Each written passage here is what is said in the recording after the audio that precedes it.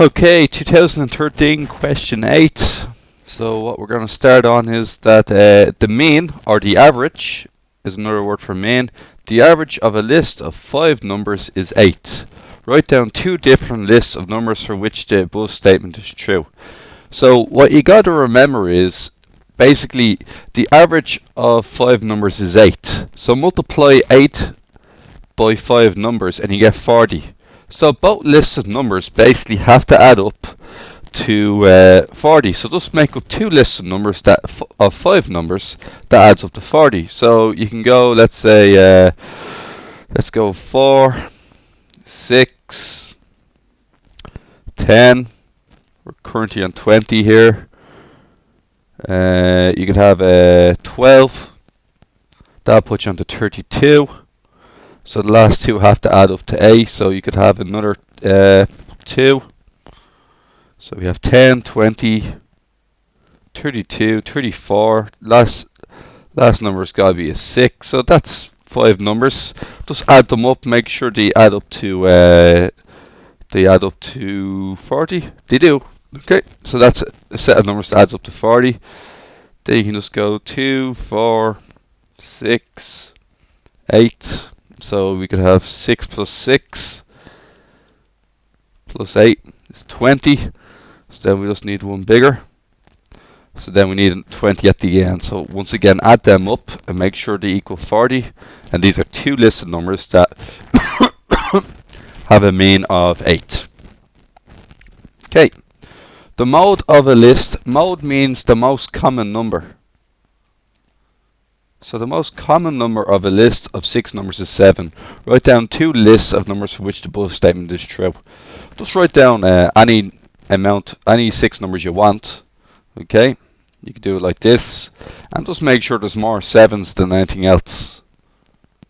So 7 and 7. There is 6 numbers, and 7 is the most often. Or you could have let's say 3 7s if you want. And you could have maybe 2 8s. But once again, 7 is the most common number. Okay, so use a protractor to measure A, B, C, and D, E, F. Okay. Okay, so we're trying to measure this angle. Okay, so if you imagine that it just comes right through. So it stays parallel with the line that was just given, and C comes through here. We can see that it's roughly 50 degrees, okay? So you can see that the angle here, it's not 40, it's 50, okay? So 50 degrees is roughly the angle for that one, okay? So we call that one 50 degrees, like so. Okay.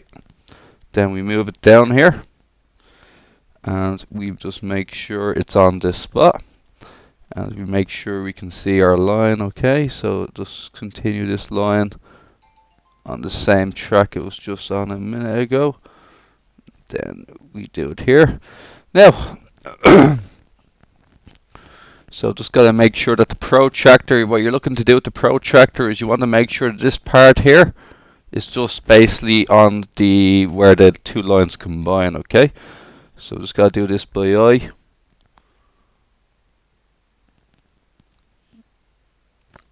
And what I can say is it looks like a roughly 110 degrees, okay? So roughly 110. I think it's a bit over in my case, so about 2 degrees over, so 112 degrees. Okay. So that's okay for that part there. Alright. Next question. Okay, so from the diagram opposite, write down 3 angles which together add up to 180. So what you have to remember is that the 3 angles of the triangle add up to 180. So A plus B plus C is 180. From the angle, write down 2 angles which together add up to 180 degrees.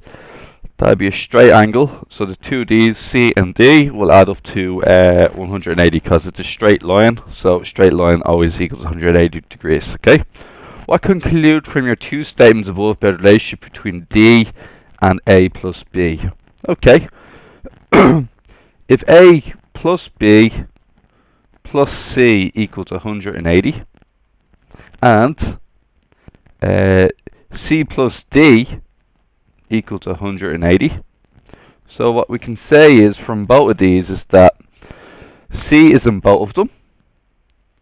Okay, but this means that in the first one C has been added to A plus B, and in the second one it's been added to D. But both of these numbers must be the same because the answer is 180. So what we can conclude is that angle D equals angle A plus angle B. Okay, because they all add up to 180. Okay, next one. Find A in this diagram. Well, what we know is that this part here is a straight angle. We'll make this part here 68 degrees. Okay, so 180 minus 112 is 68 degrees. And then what we know is that we got to add the three blue angles here, and they'll add up to 180 degrees. So to find out what alpha is, it's going to be 180 minus 47 minus 68. And what we get alpha equal to is 65 degrees. Okay, next one. Okay, so the triangle ABC is isosceles, BAC is 36 degrees, and we got to calculate ACB. Now because it's isosceles, what we got to realize is that these two angles here face the same length of side. So this side here equals this side here. So what we can say is that the angles, the angle ABC equals angle ACB. Now, because we know they're both the same, let's call them both X. And what we can say is that X plus 36 degrees equals 180 degrees, because they're all basically three angles of a triangle. Then we can say 2x, bring it over to 36, and then it's 180 minus 36. 2x equals 144. X therefore must be equal to 72 degrees. So the answer is they're both 72 degrees, okay? So there's 72 degrees here, and 72 degrees here. On the diagram, construct the bisector of ABC, showing all construction lines clearly. So what I'd like us to do is I'd like us to cut this 72 degree angle in half. So I want us to cut this one here in half, okay? So the way we do this, if I can remember this correctly, the way we do this is we need our drawn item, we need our compass here. Okay, so what we do is we pick a length for the compass.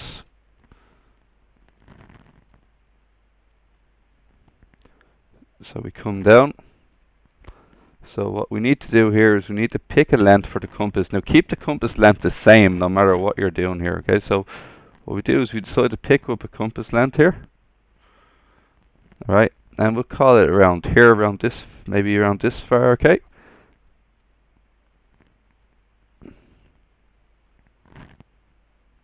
Okay, so just as a histoline, so what you want to do is you want to draw an arc where it hits the BC, and you also want to draw another arc here. So you're going to draw two arcs, one there and one there.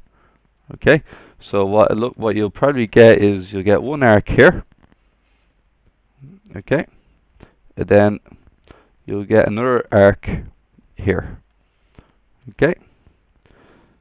Now that you've done your first two arcs, what you're going to do next is you're going to move your compass further up, and now you're going to draw another two arcs. So you're going to draw a big arc around here like so. So we'll just try and match the arc here, see if it's accurate. So it doesn't actually go quite that way, the way we imagined. Well, that's perfect.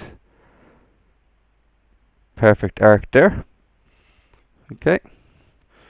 And then what we do next is we go up here to the other one. select our pencil.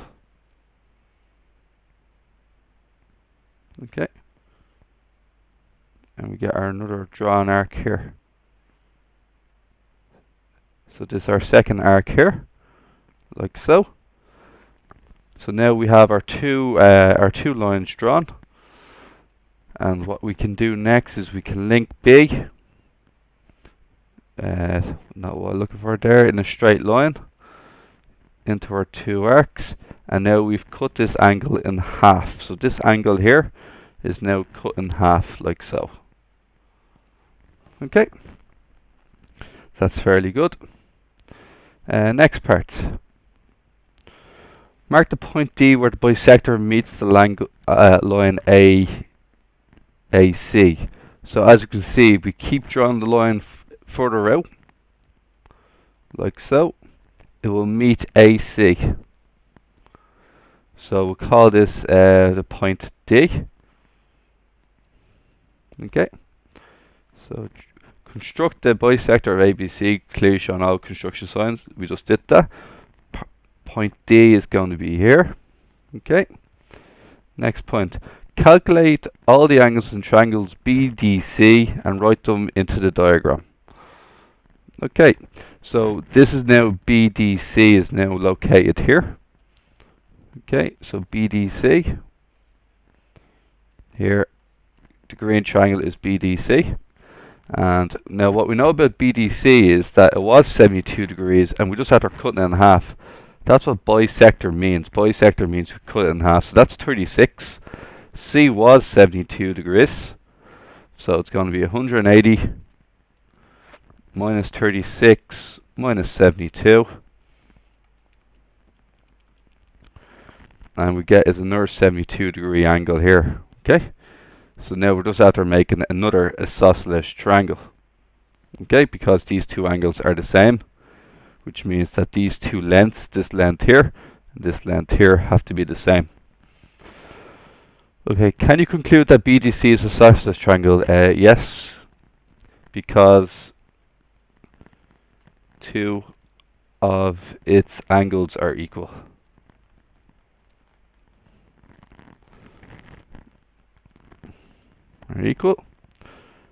Measure AC and BC. So what we're going to do to measure AC and BC, measure AC and BC. Measure AC and BC. Okay, so what you're just going to do to measure AC and BC is you're just going to get your ruler and you're just going to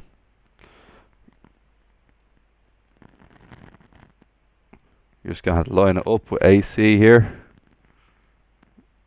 And then you're just going to measure it up, okay? So I'm not going to use the ruler here because it's obviously a different scale, so I'll measure it here.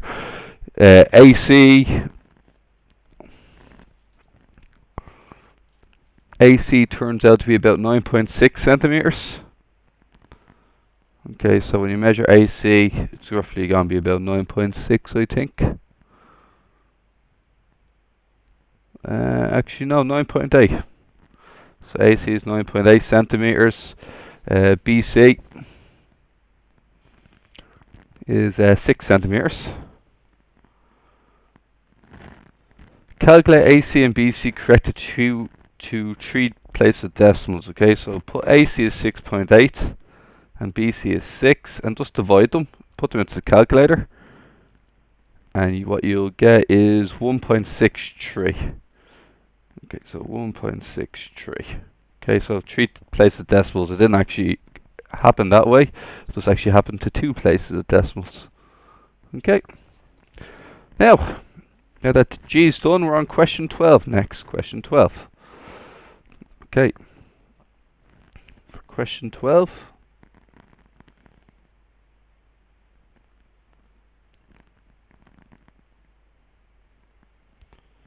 Okay. So question 12.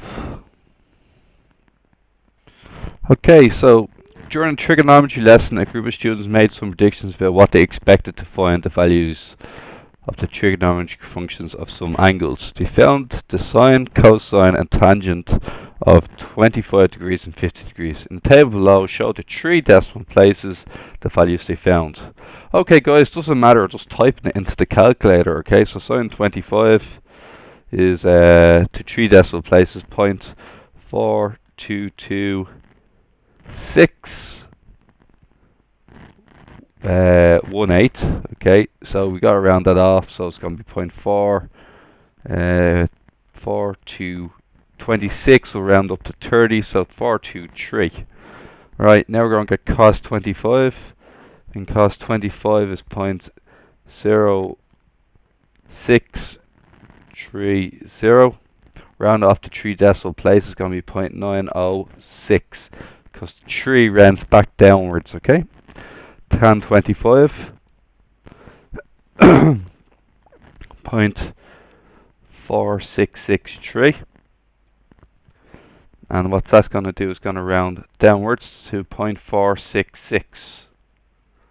Okay, sine 50 is 0.7660, so it's going to be 0.766. Cos 50 is 0.6427. It's going to round up to 0.6427 and round up to 30, so 643. Tan 50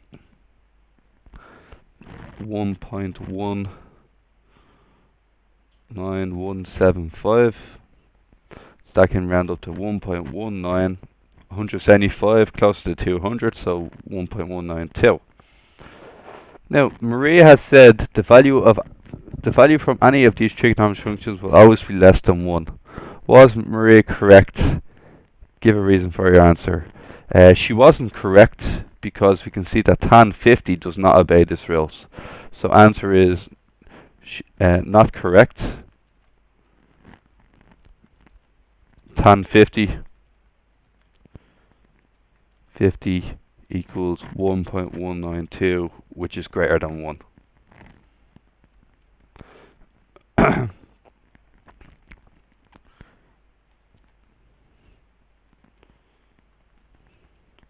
Sharon has said, if the size of the angle is doubled, then the value from any of these trigonometric functions will also double. Was Sharon correct? Give a reason for her answer. Sharon was not correct, and we'll give a reason now.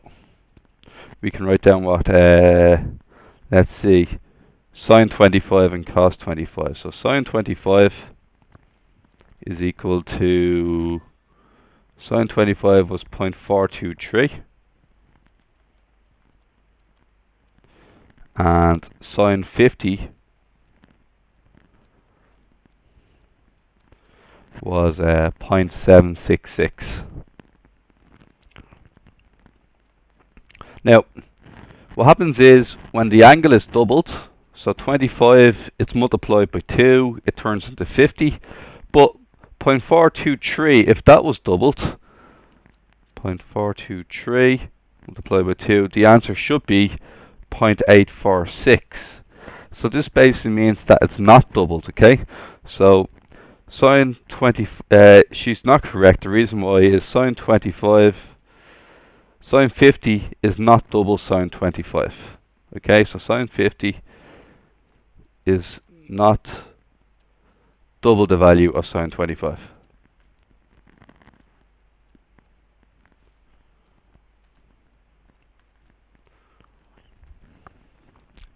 James has said the value for all these trigonometric functions will increase if the size of the angle is increased. Was James correct? Give a reason for your answer. James is not correct, and the reason why James is not correct is it's cos 25, because cos 25 equals, cos 25 is 0.906, and cos 50, although the angle's getting bigger, it goes from 25 degrees to 50 degrees, cos 50 is 0.643. So as you can see, cos gets smaller as the angle gets bigger. Not correct, because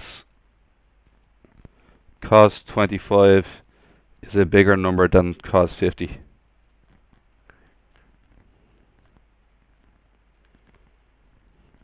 Than cos 50. Okay. Okay, so Anne wanted to create a question below which would use sine 22 in its solution. She drew a diagram and wrote the question in the blocks below. So remember, if you're using sine, what you want to use is the opposite over the hypotenuse, okay? So opposite over the hypotenuse, and she wants to find the height of h in above the ground, okay? So she wants to find the height h, which is here. Now, in this diagram, h is opposite. H is the opposite side, okay? And the string here, the length of the string, from here all the way up to here, okay? This here is the hypotenuse, okay? So the length of the string from here to there is the hypotenuse, okay? Now that we know that, Anne has not enough information to answer the question. Put an appropriate measurement on the diagram to complete it for her. Okay, so what we could say is that the string, maybe, let's call the string 15 meter long string. Okay, so the string is now 15 meters. The reason why we're not going to give how far along the ground it is because that's the adjacent side, and she doesn't want us using the adjacent in the answer because we're meant to be using sine, and sine is opposite over the hypotenuse. So I'm only allowed to use these two lengths for this question. So with this in mind, what we can next do is we need to figure out the question. So we put an appropriate measurement of 15 meters. Use your measurement, find the height h in the diagram. So what we can write down now is that sine 22 degrees equals opposite over hypotenuse, okay, and opposite over hypotenuse is, it's going to be h over 15. So it's going to be h over 15, okay. Now that that's done, what it wants us to do next is we put this down here into the appropriate space, right? So we're going to put it in here, and so it's going to be h over 15. Sine 22 equals h over 15. So remember, the whole goal of this question is to get the h on its own. We want to find the height of the barrier. So it's divided by 15 on the left. So when we bring it over the right, it's going to be multiplied by 15. So 15 sine 22 degrees equals h. So just put 15 sine 22 into the answer there, and we're going to get h equals 5.619 meters. So this means that it's 5.619 meters above the ground. Okay. Now, we're on question 14. The following diagram shows a square. Draw in all its axes of symmetry. So what an axis of symmetry is basically we need to cut it in half, okay? So where does a square cut in half? Well, a square can cut in half by folding it in half. You can fold it in half this way as well. But we do actually have to make sure that it's along the halfway point, so you need to measure this out. Okay, can we fold a square by its diagonals? We can check that out now in a second. Okay, so let's use this blue line here and go from here to here. We can say that the square would be foldable by its diagonals as well, because you get two equal triangles. Okay, so if we were to fold it this way, you'd have two equal triangles in here. Okay, so that's another way of folding the square. So that will give me access to the other the next answer here, which would be this one here, and that is basically all of its, and the center of the triangle would be here. So this is, I wrote down 1, 2, 3, 4 axes of symmetry here, okay? Next question. Write down the coordinates of point A and point B in this diagram. Now, quick thing to remember about coordinates is it's the x value comes first and the y value comes second. The x value is how far left or right a point is, and the y value is how far up or down it is. So let's have a look at the first one. Here's the center. A is neither left nor right, so it's 0. It's 3 up into the air from the origin, so it's 0, 3.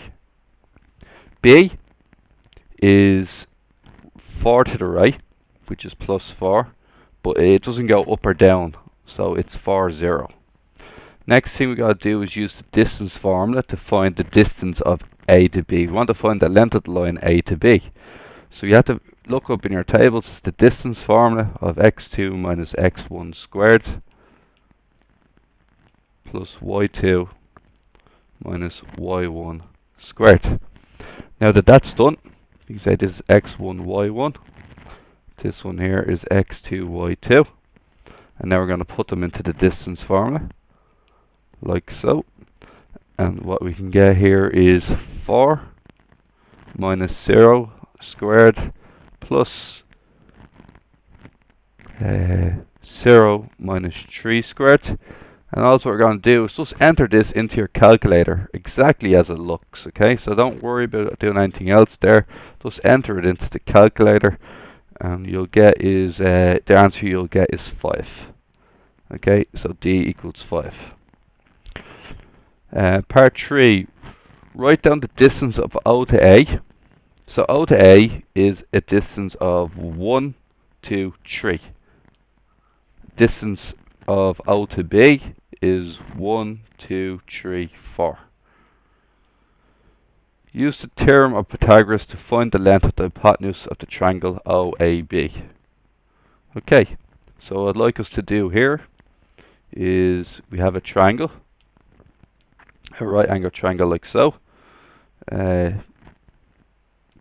do it accurately here. So this here is meant to be 1, 2, 3. That's 3 up, 4 across, and across. Right. So what this is O, A, B. And what it wants us to say here is that this is 3 up, 4 across. Find out the length of the hypotenuse. Okay, and the hypotenuse is the one we just got a second ago.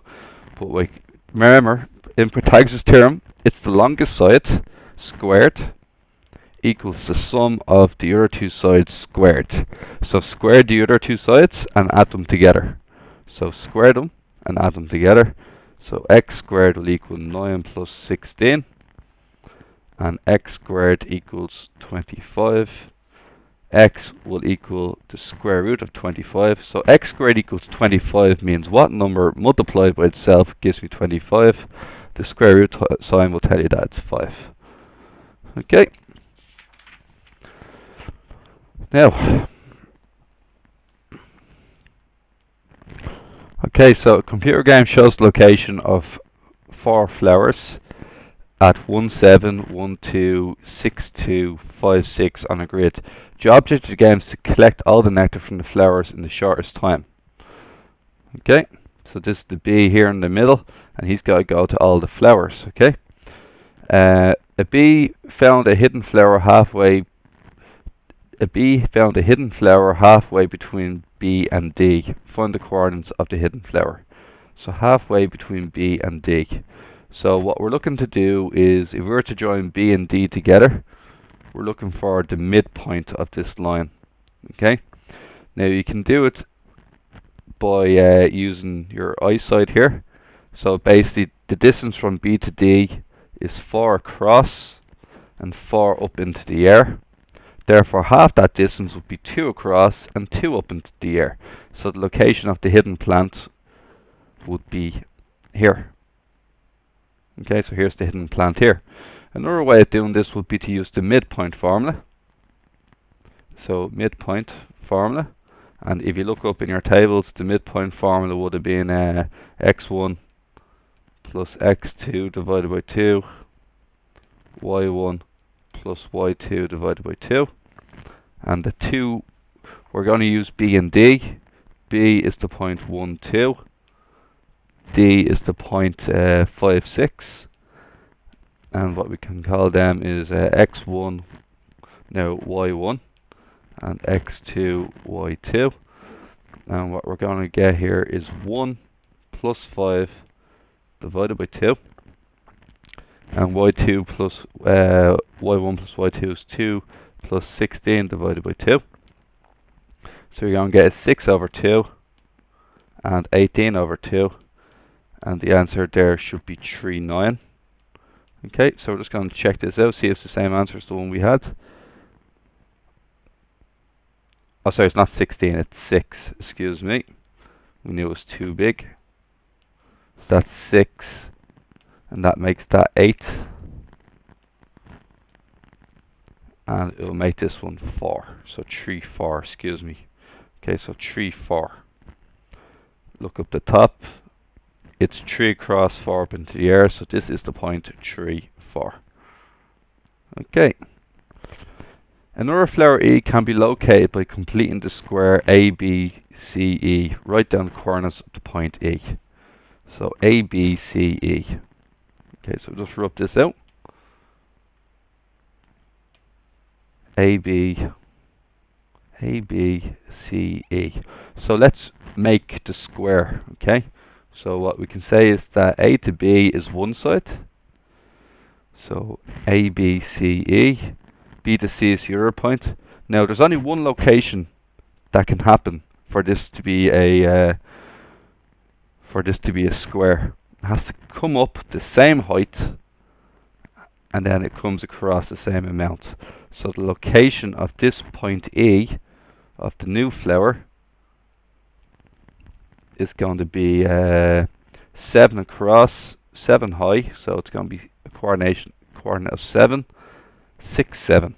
Okay, so 6, 7 is the coordinate of this one here. B1 and B2 are on flower A. B1 flies directly from A to B and then onto C. B2 flies from flower A to D and then onto C. Write down which B has travelled the shorter distance. Give a reason for your answer. Okay, so let's have a quick look here. Okay, so we're just going to rub out everything we've done so far. Okay, and so what I want to do is B1 and B2 are on flower A. So 2 B's, okay? I'm going to call it a red B and a purple B, even though such a thing doesn't exist. And what we're going to say is B1, which would be red, and B2 can be purple. Alright, so B1, which is going to be, we're going to put it into, going to give it a red line. Okay, so B1 has this red line going on here. So B1 flies directly from flower A to flower B. So as you can see, B1 goes from here to here, and then onto C. B2 flies from flower A directly to D. So B2, and we'll give them the purple here, flies directly from A to D, and then goes on to C. Okay, and it goes, write down which B has travelled the shortest distance, give a reason for your answer, okay? So, both B's have travelled to the same place, but they took 2 different routes, okay? So what we can say is that B2 travelled less distance because it went diagonally across, while B1 went directly down and directly across. So B2, which B has travelled the shortest distance? Answer B2, because B2 travelled diagonally, while B1 travelled directly up and directly across. Directly downwards and across.